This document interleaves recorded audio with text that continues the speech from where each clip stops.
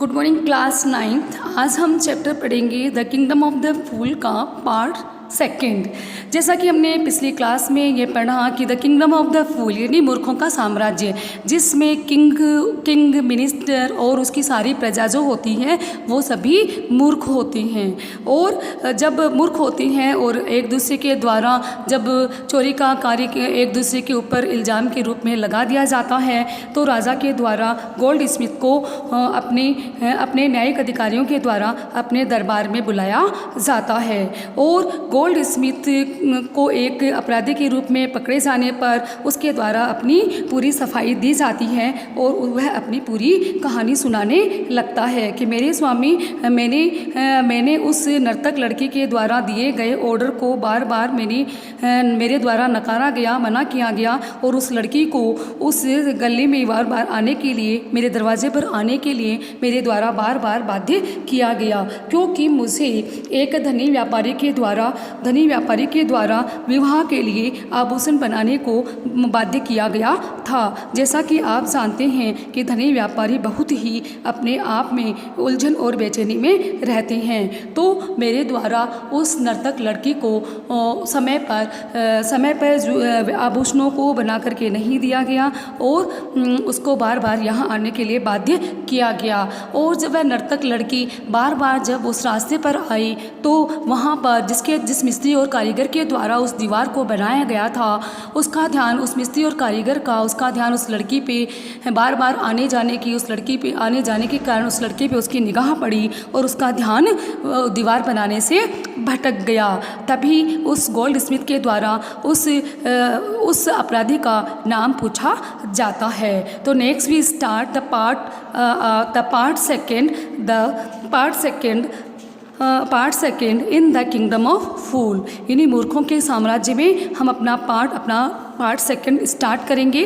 The goldsmith named the merchant and he was none other than the original owner of the house. अब goldsmith ने उस व्यापारी का नाम बताया और वह कोई दूसरा व्यक्ति नहीं था, नन अदर, वह कोई दूसरा व्यक्ति नहीं था बल्कि the original owner of the house, लेकिन वह वास्तविक उस मकान का मालिक ही था। ओनर ऑफ द हाउस, उस मकान का वह वास्तविक और असली मालिक ही था।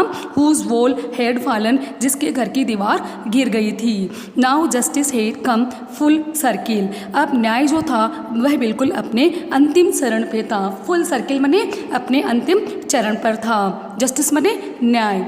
Thought the king back to the merchant, तभी राजा जो है वापस अपने उस व्यापारी के बारे में सोचते हुए उसने व्यापारी के बारे में वापस सोचा। When he was rudely summon back to the court he arrived crying. When he was rudely summon, जब राजा के द्वारा कठोरतापूर्वक उसे बुलाया गया, समन मने बुलाया गया और रूडली मने कठोरतापूर्वक उस अपराधी व्यक्ति को वापस अपने दरबार में जब बुलाया गया, अराइव्ड क्राइंग, तो वह चीखता हुआ वहाँ पर पहुँचा। अराइव्ड क्राइंग मने चीखता हुआ वह वहाँ पर पहुँचा। It wasn't me but my father who order the jewellery, यह मैं नहीं था। इट वॉजंट मी, वह मैं नहीं था, but my father who order the jewellery, लेकिन वो मेरे पिताजी थे जिनको यह ऑर्डर दिया गया था। ही इज़ डैड, अब उनकी मृत्यु हो चुकी है। आई एम इनोसेंट, मैं तो बिल्कुल इनोसेंट हूँ, मैं बिल्कुल निर्दोष हूँ। But the king consulted his minister and ruled decisively, तभी राजा ने अपने मिनिस्टर यानी अपने राजमंत्री से विचार विमर्श किया। कंसल्टेंट ने विचार विमर्श किया एंड रूल्ड डिसीवली, और फिर उन्होंने रूल डिसीवली बने और उन्होंने अपना अंतिम निर्णय दे दिया। It's true your father is the true murderer, यह बिल्कुल सत्य है कि तुम्हारे पिता जो हैं वही इसके सही मायने में हत्यारे हैं। ही इज़ डेड, अब उनकी मृत्यु हो चुकी है। But somebody must be punish in his place, लेकिन उनके स्थान पर अब किसी न किसी व्यक्ति को दंडित किया जाएगा। You have inherited everything from the criminal father of your self. Inherited बने विरासत के रूप में, एवरीथिंग बने सब कुछ, और विरासत के रूप में तुमने उनसे सब कुछ प्राप्त किया है। और from the criminal father of your self, एक आपराधिक पिता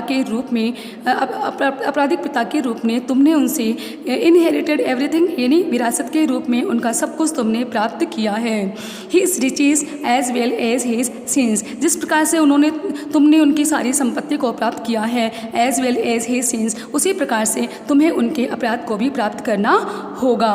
आई न्यू एट वंस, तभी मैं तुरंत ही जान गया, even when I first set eyes on you, जब मेरी पहली दृष्टि तुम पर पड़ी, that you were at the root of this horrible crime, तब मैं ये सब कुछ अच्छी तरीके से, मेरी जब दृष्टि पहले तुम्हारे पर पड़ी तो मैं अच्छी तरीके से जान गया कि तुम ही वो हॉरिबल क्राइम हो। हॉरिबल माने बहुत ही डरावने और भयानक अपराधी व्यक्ति तुम ही हो।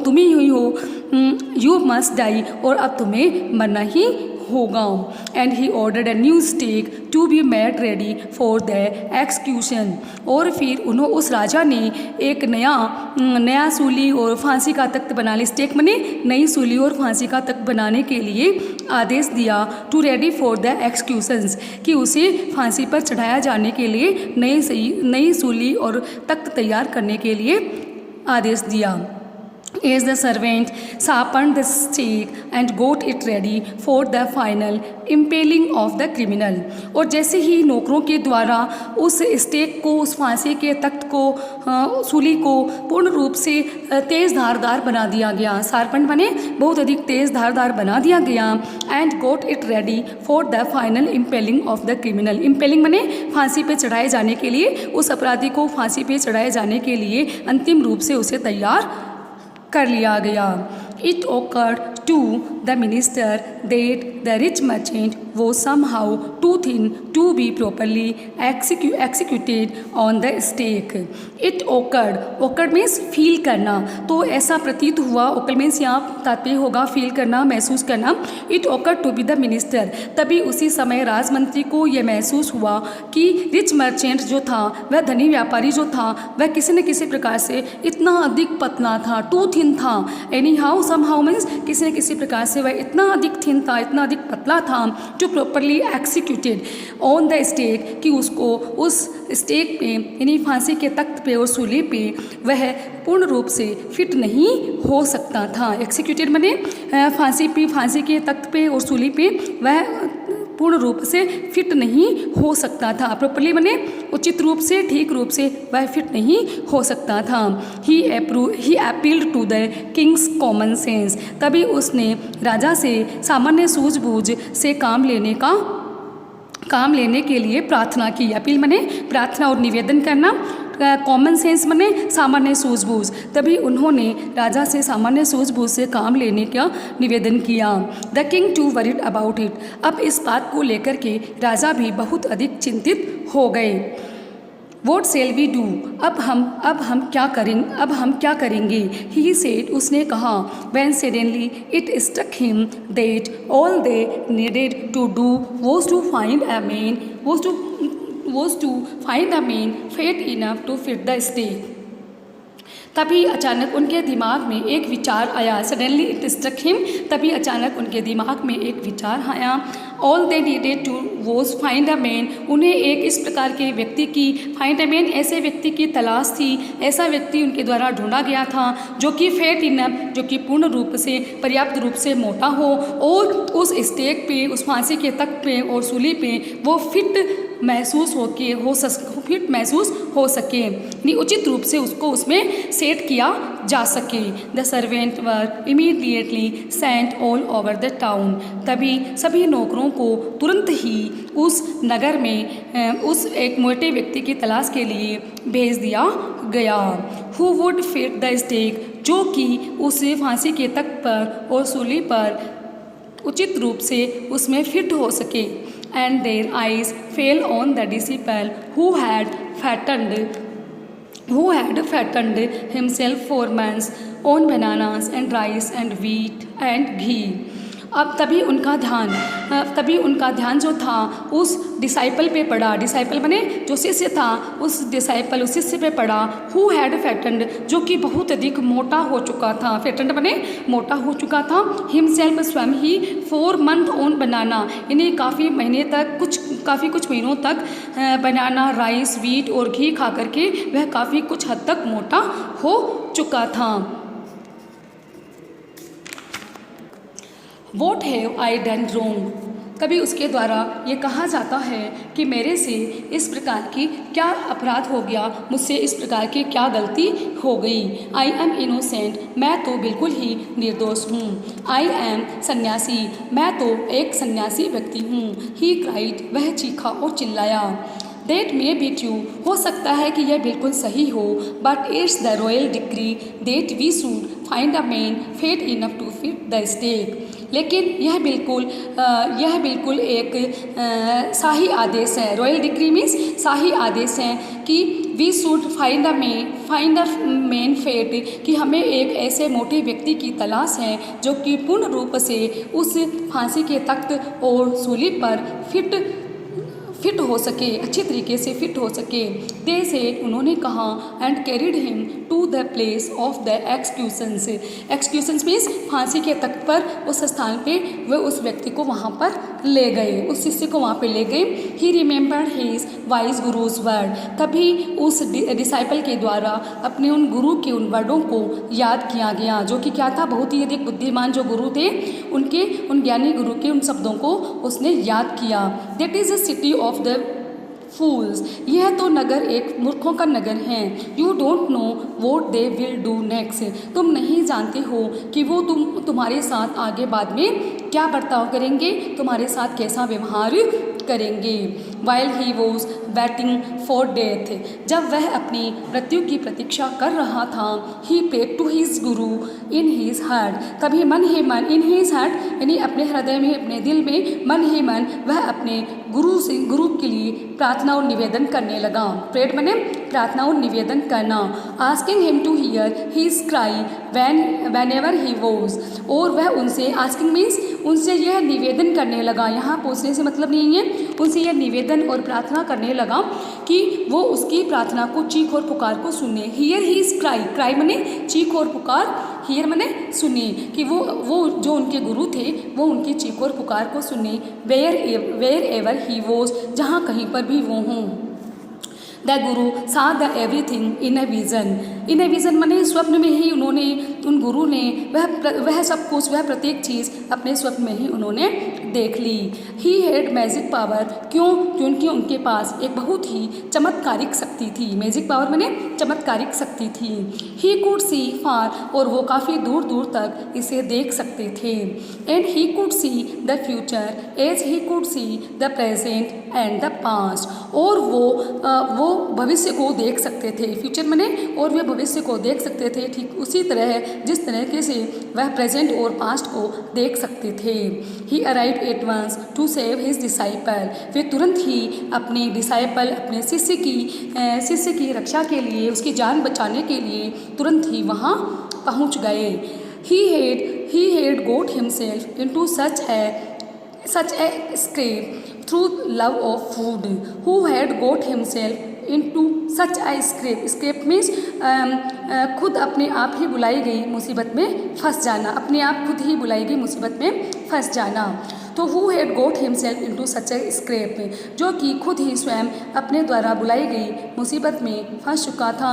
लव ऑफ फूड, जिसे भोजन की लालसा के कारण, लव ऑफ फूड बने भोजन की बहुत अधिक लालसा के कारण वह डिसाइपल, वह शिष्य जो था, वह अपने आप ही स्वयं की खुद की मुसीबत में ही फंस गया था।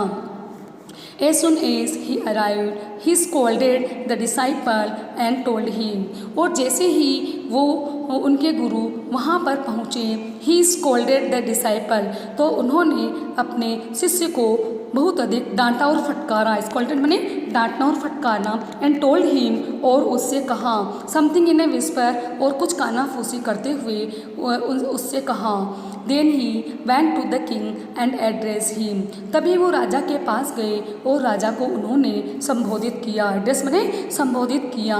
ओ वाइस ऑफ द किंग, अरे सर्वाधिक बुद्धिमान राजा, हु इज़ ग्रेटर द गुरु और द डिसाइपल, और उस गुरु के द्वारा यह राजा से प्रश्न किया गया कि ओ वाइजेस ऑफ द किंग, अरे सर्वाधिक बुद्धिमान महाराज राजा, हु इज़ ग्रेटर, सबसे अधिक कौन महान है, the guru and the disciple, गुरु की शिष्य, ऑफ कोर्स द गुरु, तो राजा के द्वारा उत्तर दिया गया, ऑफ कोर्स निसंदेह, the Guru, no doubt about it, गुरु जो है वो सबसे अधिक महान व्यक्ति होता है, नो डाउट अबाउट इट, इसके बारे में कोई भी संदेह नहीं है।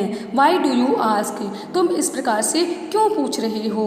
Then put me to stake first, put my disciple to death after, तब गुरु के द्वारा ये कहा जाता है कि then put me to stake first, तब आप सबसे पहले मुझे फांसी पर लटकाएंगे। स्टेक फर्स्ट माने सबसे पहले आप, पुट मी मीन्स मुझे लटकाएंगे फांसी पर, put my disciple to death after me, और मेरी मृत्यु के पश्चात, मेरी डेथ के बाद आप मेरे इस शिष्य को फांसी के तख्त पर लटकाएंगे। When the disciple heard this, he understood and began to clamor, तभी जब डिसाइपल यानी शिष्य के द्वारा इन सब बातों को सुना गया तो वह यह तुरंत ही समझ गया और वह शोर शराबा करने लगा। बिगेन टू क्लेमर, क्लेमर माने शोर शराबा करना, और तुरंत ही वह शोर शराबा करने लगा। मी फर्स्ट, पहले मुझे, you brought me here first, तुम सबसे पहले यहाँ मुझे लेकर के आए हो। Put me to death first, पहले मुझे यहाँ मृत्यु के इस सूली पर चढ़ाया जाए। नोट हिम, न कि उसे। The guru and the disciple now got into a fight about who should go first, the guru and the disciple, अब गुरु और शिष्य जो थे अब वो दोनों आपस में ही लड़ने और झगड़ने लगे। फाइट करना, लड़ने झगड़ने लगे। About who should go first, कि पहले सूली पर किसे जाना चाहिए। The king was puzzle by this behaviour, और गुरु और डिसाइपल के इस प्रकार के बिहेवियर और व्यवहार को देखकर अब राजा जो था वह बहुत ज़्यादा पजल यानी घबरा गया और परेशान हो गया। ही आस्क्ड द गुरु, तभी उसने गुरु से पूछा, why do you want to die, कि तुम मरना क्यों चाहते हो। He choose him because he needed a fat man for the stake, he choose him, उसने उसको चुना क्योंकि उसे एक मोटे व्यक्ति की उस फांसी के तख्त पर चढ़ाने के लिए उसे मोटे व्यक्ति की आवश्यकता थी। He should not ask me such questions, put me to death first, तब वह गुरु कहने लगा कि अब आप मुझे इस प्रकार के प्रश्न न पूछें। आस्क मी सच क्वेश्चंस, इस प्रकार के आप प्रश्न मुझसे न करें। Put me to death first, अब आप मुझे पहले मृत्यु के इस सूली पर आप सबसे पहले मुझे चढ़ाएं। रिप्लाइड द गुरु, उस गुरु ने उत्तर दिया। Why there some mystery here, तभी राजा के द्वारा कहा गया क्यों। देयर सम मिस्ट्री हियर, लगता है यहाँ पर कुछ न कुछ मिस्ट्री है, कुछ न कुछ रहस्य अवश्य हैं। As a wise man you must make me understand, एक जैसे कि तुम एक बुद्धिमान व्यक्ति हो और बुद्धिमान होने के नाते तुम मुझे अच्छी तरीके से समझाओ। मेक मी अंडरस्टैंड, मुझे अच्छी तरीके से समझाओ। Will you promise me to put me death, क्या आप मुझसे वादा करते हैं, क्या आप मुझसे ये वादा करते हैं कि आप पहले मुझे ही फांसी के फंदे पे लटकाएंगे। तो इफ़ आई टेल यू, तो मैं आपको सब कुछ बता देता हूँ। आस्क द गुरु, उस गुरु ने कहा। The king gave him his solemn word, तभी राजा के द्वारा वो गंभीर सत्य शब्द रूपी वचन दे दिए गए। The king gave him solemn means गंभीर सत्यवादी शब्द जो थी वो राजा के द्वारा दे दिए गए। The Guru took him aside, तभी गुरु राजा को एकदम अलग से एक और किनारे ले गया। असाइड बने एक और किनारे की ओर ले गया। आउट ऑफ द सर्वेंट ईयरशॉट, जहाँ पर कि उसके नौकर जो थे वो उसकी बात को न सुन सके। आउट ऑफ द सर्वेंट, इतनी दूरी पर एक साइड ले गया जहाँ पर कि वो सर्वेंट जो थे ईयरशॉट बने उनकी बातों को न सुन सके, उनके नौकर उस बात को न सुन सके। एंड विस्पर टू हिम, और वो उसके कान में फुसफुसाए, do you know why we want to die right now, क्या आप जानते हैं कि हम क्यों मरना, हम पहले मरना क्यों चाहते हैं। द टू ऑफ अस, हम वो दोनों, we have been all over the world, अब हम इस संसार में हम दोनों ने, we have been all over the world, यानी पूरे वर्ल्ड का, पूरे संसार का अब हम भ्रमण कर चुके हैं। हैव बीन मीन्स कर चुके हैं, वर्ल्ड बने संसार का, हम इस पूरे संसार का भ्रमण कर चुके हैं। But we have never found a city like this, लेकिन इस तरीके की सिटी की भांति हमने कोई सी भी सिटी प्राप्त नहीं की है। और ए किंग लाइक यू, और तुम्हारे समान इस प्रकार का राजा हमने कहीं नहीं पाया। That stake is the stake of God of justice, क्योंकि यह ईश्वर के न्याय की सूली है। That stake is the stake of God of justice, justice मने न्याय, गॉड ऑफ जस्टिस मने ईश्वर के न्याय की सूली है। क्योंकि यह सूली ईश्वर के न्याय की सूली है। इट इज़ न्यू, क्योंकि यह अब नहीं है। It has never had a criminal on it, और इस पर, क्रिमिनल मने अपराधी, और अभी तक इस पर कोई भी अपराधी को दंडित नहीं किया गया है। Never had been criminal on it, और इस पर किसी भी अपराधी को मृत्युदंड नहीं दिया गया है। Whoever dies on it first will be reborn as the king of this country, जो कोई भी डाइज ऑन इट फर्स्ट, जो कोई भी इस सूली पर, इस तख्त पर, फांसी के तख्त पर सूली के रूप में चढ़ेगा और जिसकी मृत्यु होगी, विल बी रीबोर्न, उसका पुनः जन्म होगा, as the king of this country, इस देश के राजा के रूप में उसका पुनः जन्म होगा। And whoever goes next will be the future minister of this country, और जो कोई भी व्यक्ति मेरे बाद या दूसरे स्थान पर, next will be the future, तो जो दूसरा व्यक्ति इस फांसी की सूली पे चढ़ेगा वह फ्यूचर ऑफ द मिनिस्टर, वह भविष्य का, इस देश का भविष्य का दूसरा राजमंत्री होगा। We were sick of our ascetic life, ascetic life means सन्यासी जीवन, हम इस सन्यासी जीवन से अब बहुत अधिक सिक हो चुके हैं, बहुत अधिक बीमार और तंग आ चुके हैं। It would be nice to enjoy ourselves as king and minister for a while, और अब हम क्या करना चाहते हैं, it would be nice to enjoy ourself, और हमारे लिए ये आनंद लेना ज़्यादा अच्छा होगा कि हम एक किंग और एक मिनिस्टर के रूप में थोड़े समय के लिए अपना समय व्यतीत करें। नाउ कीप योर वर्ड्स, अब आप अपना वादा पूरा कीजिए। कीप योर वर्ड, आप अपना वादा, आप अपना वचन पूरा कीजिए। My lord and put us to death, और मुझे मृत्यु के रूप में इस सूली पे चढ़ा दिया जाए। माय फर्स्ट रिमेंबर, ध्यान रखिए कि मैं पहला व्यक्ति होऊंगा। The king was now throne into deep thought, अब राजा जो था वह डीप थॉट यानी गहरे विचारों के अंदर डूब गया। थ्रोन मने डूब गया, डीप थॉट मने गहरे विचारों में। He didn't want to lose the kingdom to someone else in the next round of the life, तो वह अपने इस राज्य को खोना नहीं चाहता था। किंगडम मने राज्य को खोना नहीं चाहता था, एंड समवन एज, और किसी अन्य दूसरे व्यक्ति को अपने अगले जीवन के रूप में इस राज्य को समर्पित नहीं करना चाहता था। ही नीडेड टाइम, अब उसे इस पे विचार करने के लिए उसे समय की आवश्यकता थी।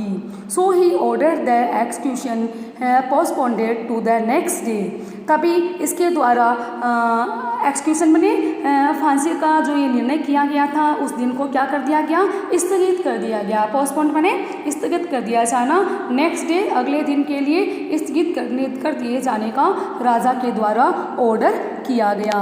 And talked in secret with his minister. और फिर तब उसने इस सीक्रेट सब्जेक्ट पे उसने अपने राजमंत्री से बात की। It's not right for us to give over the kingdom to other in the next life. It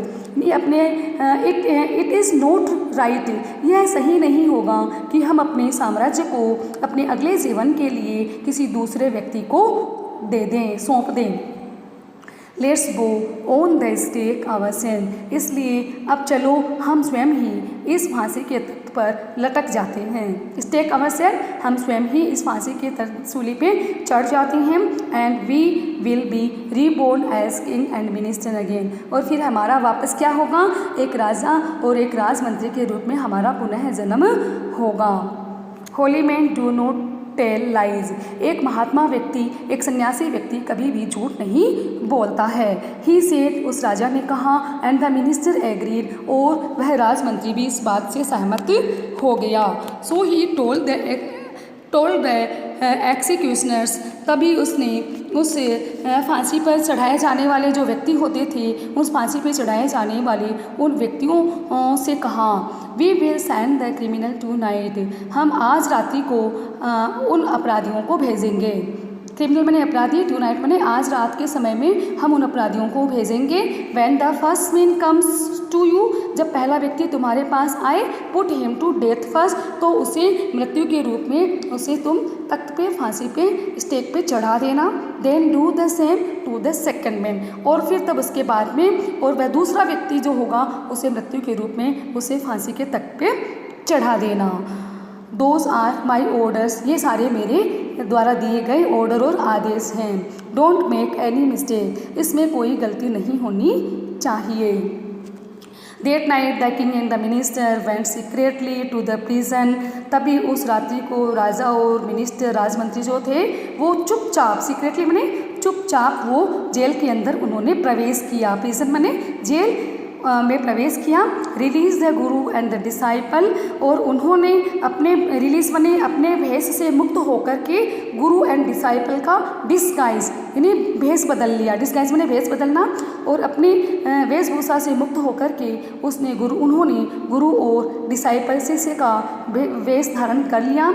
और and as arrange beforehand, और जैसा कि पहले से ही जैसी व्यवस्था की जानी थी। बिफोर हेल्ड अरेंज मीन्स पहले से ही जैसे कि व्यवस्था की जानी थी। विथ लॉयल सर्वेंट, अपने स्वामी भक्त सेवकों के साथ, और रॉयल सर्वेंट मीन्स स्वामी भक्त सेवकों के साथ पहले से ही जो व्यवस्था की जानी थी, वह टेकन टू द स्टेक, और अब पहले ही सूली पर उस व्यक्ति को चढ़ाया जाना था। एंड प्रॉम्प्टली एक्सक्यूटेड, और बड़ी तेज़ी के साथ, प्रॉम्प्टली माने बड़ी ही तेज़ी के साथ, बड़ी ही शीघ्रता के साथ एक्सक्यूटेड कर दिया, उसे फांसी पे चढ़ा दिया गया और उसे मौत के घाट उतार दिया गया।